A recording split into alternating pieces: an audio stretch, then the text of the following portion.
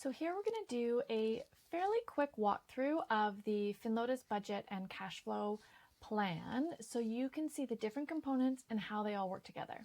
As I mentioned in the intro, you are welcome to recreate this model for yourself and use it in your own way or take components of it. At Finlotus, we really believe in empowering people to manage their budget and cash flows better. So we want to share this information with you. But I'm going to do a quick walkthrough so you understand the different components and how it all works together. So this is the template I have here. We're going to come back and see what happens up here later. And as a quick look, what you can see, we've broken it down into several sections, and it goes budget and then each month, because there are fluctuations in our budget and we want to account for those. We want our budget to be dynamic. So in this case, we have first section is income and then savings. As Warren Buffett said, do not save what is left after spending, but spend what is left after saving. So let's try and prioritize our savings directly into our budget. And then we have expenses, which are bills, which are more of our fixed expenses. Our general expenses, these are our variable expenses. They likely fluctuate a little bit more month to month. Discretionary, this is a really important category to make sure you are providing discretionary spending for yourself and taking that into your budget. And ad hoc cash flows. So these are the cash flows that come up throughout the year that may not happen every single month. So I'm not going to go into a great deal of depth into these because this one is just to focus on the template itself. So I just want to show you how to use this and how it all comes together. So this first part, we want to start with what date it is. So in my world right now, as of recording this, it's August. So I'm actually going to switch this over and just pretend I'm starting this currently, and let's say for my first month being August 1st. And then you'll see that each of these then update to be the following 12 months. What I want to do here is say, put an income. So say one person in the household makes $5,000, the other person makes $2,000, and maybe you also get something like a child tax benefit or there's bonus income or something else, some other type of income that comes in. If it's consistent every month, like a child tax benefit, maybe you put it in here. Otherwise, if not, maybe you do get a bonus. Maybe you get a Christmas bonus. So in December, you're going to get $500. So you want to add that in there. And so each of these cells in this template is linking back to the budget.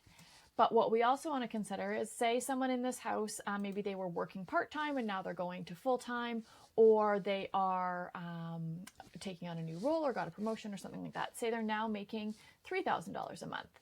So you could update this to $3,000, and then going forward, you can see that the income has changed as well to reflect this new wage. Now, if you're like, okay, well, it was actually just that there's three paychecks in the month of February, which doesn't really make sense, but say there are 3 paychecks in the month of February, so this is a one-time thing. Well, then in this case, you just go and link your following month back to the budget amount, and that's going to bring it back down again. So that is the same pattern for how this works throughout the entire spreadsheet and how you link each month back to that original budget or have it change on a go forward basis. Now, say you've already calculated out your financial goals, so maybe included in there you have a family trip or a trip just for yourself. Maybe you also are saving towards a down payment for a house. Maybe there's some home projects you want to do around where you are right now. It's little things. Say you want to put away, say $500 towards your financial goals. So you want to also invest a little bit each month. And you're not quite ready to maybe save a lot towards retirement, but you want to get those channels flowing and have those good habits there. So you're also going to save $50. You're also currently saving $50 a month.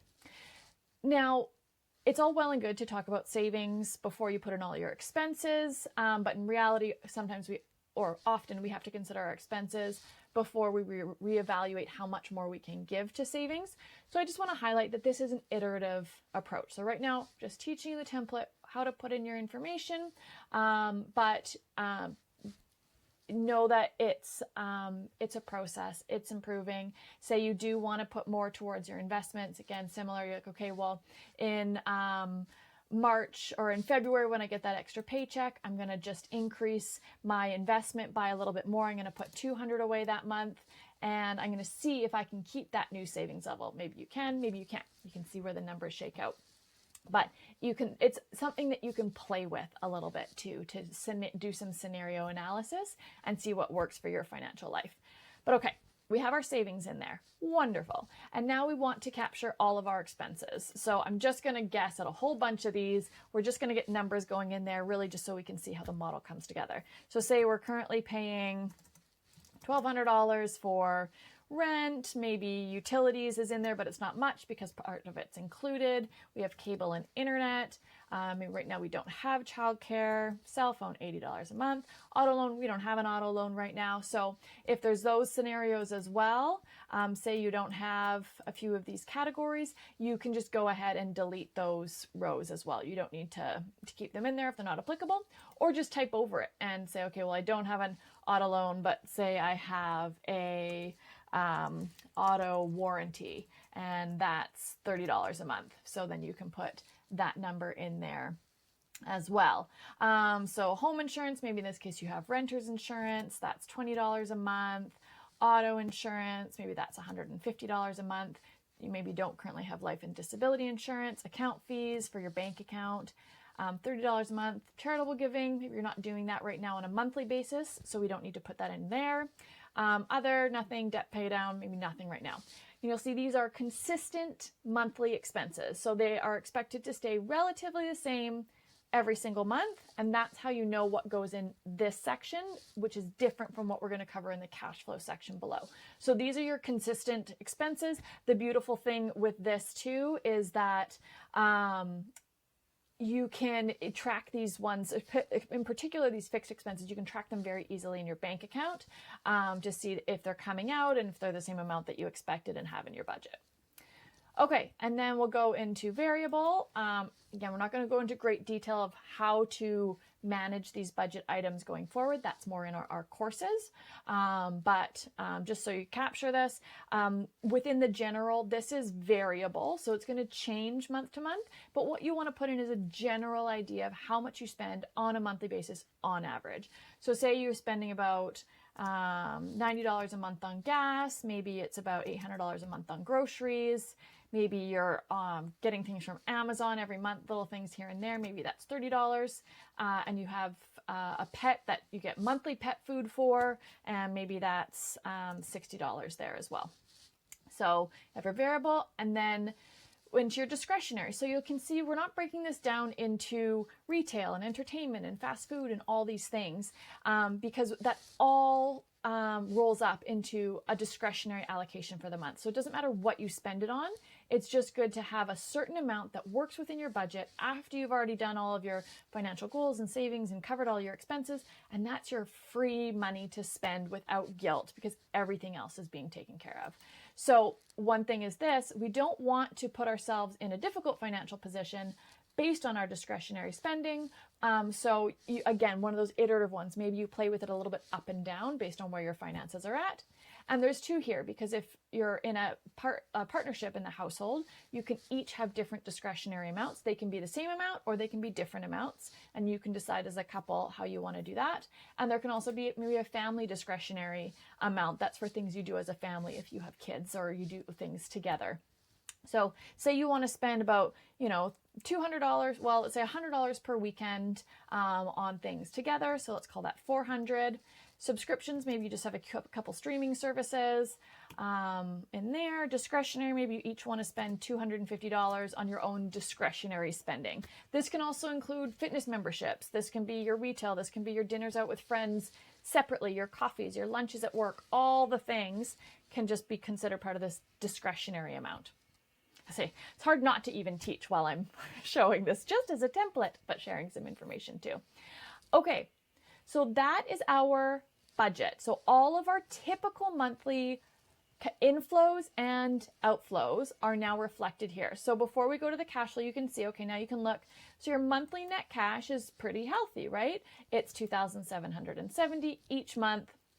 And what's going to happen here too, we'll come to this after, but you can see that your cash also accumulates month over month. So we'll come back to cash. Here with your ad hoc cash flows, you're not going to have a budget amount per se, because it's going to come up throughout the month. So, throughout the year, different amounts each month. So say you're in a rental and you don't have a lot of home expenses, but maybe in April you'd like to buy some flowers for spring to spruce the place up a bit. Or maybe in October you're planning on buying a new couch, so you're going to get that for the home.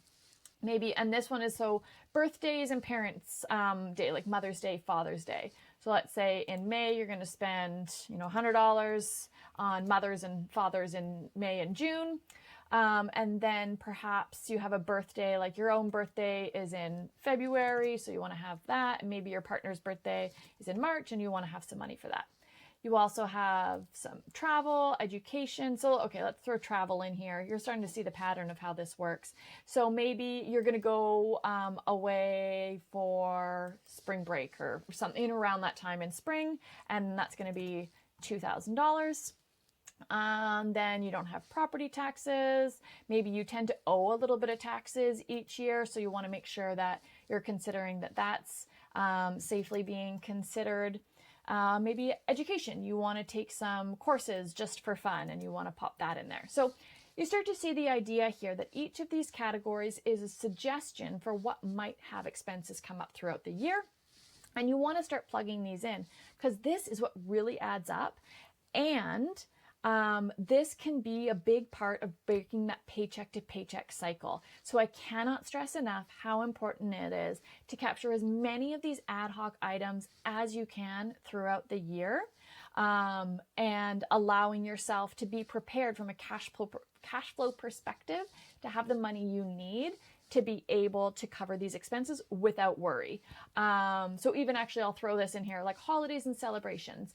If you celebrate Christmas, then maybe November and December, those are more expensive months for buying gifts, getting home decor, celebrating more dinners out, whatever that might be. Maybe it is a little bit of travel to go see family, but making sure that's captured in there as well. So you can see this does, once we start to capture these amounts, it does have an impact on our net cash flow per month. One thing I want to show you, for example, here, say our net cash is $870. So as we start to see these lower amounts, we can also then, play with different scenarios. Say you're thinking, oh, can I afford to go away on a trip with my friends in November as well? So you put your $1,200 in there and you're like, oh, great.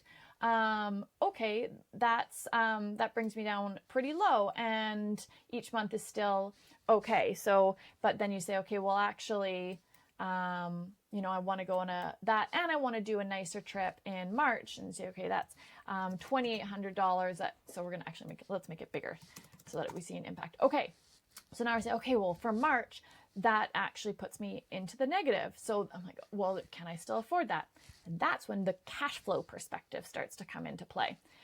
So that's why we have this section down here. So it's the concept that any given month might be under, but as a whole, as long as you have the cash available, you're okay. And it's up to you to decide what that comfort level is in your checking account for you to feel confident and comfortable.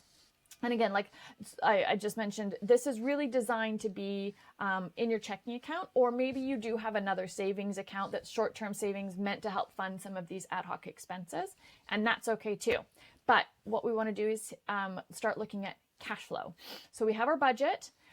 We have our ad hoc cash flows. We can see that maybe there's a point at which a month is going to go negative, but we want to make sure that we can comfortably cover that. So right now, say in your bank account, you look at your checking account and you have, let's say $300 in your checking account. So now what this is saying is like, okay, so the 300 we have plus the cash, the monthly net cash. So what we already had plus what we're going to earn for the month. And each one of these is the same. It's showing, okay, what we had at the end of the prior month plus the net cash from the current month. That's going to be what we'd expect to have in our checking account at the end of this month. And it just starts to accumulate. So even in this month, in March, right, and we have this more expensive month, our cash is still just fine. So that's how it works together. Now you can say, well, I don't need to have that much cash on hand. So that's when you go back up to that savings piece and start to play with how much more you can afford to comfortably afford to save and still maintain a healthy cash position, or what other expenses could you potentially take on if you are going to be buying that home, and what that's going to cost, and you can start to play in scenario plan. So that is the walkthrough of this model. And like I said a couple times now, if you want to do this for yourself in the same way, you can, or you can pop over to the digital downloads and you can purchase this as a digital download that you can use for yourself. There will be another one as well that's available that's similar, that's going to be with budget versus actual as part of the model, but that will be something else in a bit of a more advanced version. Before I let you go, I want to touch base on this chart that we see up here. Now, based on all the data you entered, you can now see the chart that's reflecting your financial picture. So this pink line is your cash flow. So you're seeing your cash balance, I should say. So you're seeing a healthy cash balance. If this starts to drop negative, then you know there's some things that need to change, but you'll have also seen that in the numbers below. You'll also see here your income versus expenses. So you'll see in the, if you have the digital download, this concept with FinLotus that freedom lives in the space between your income and your expenses. So the larger the gap between your income and expenses, the more freedom that you will feel. So as you're looking at this and wanting to see a consistent gap and healthy cash, and that will be a very good indicator and reflection of your overall financial wellness from a day-to-day finance perspective.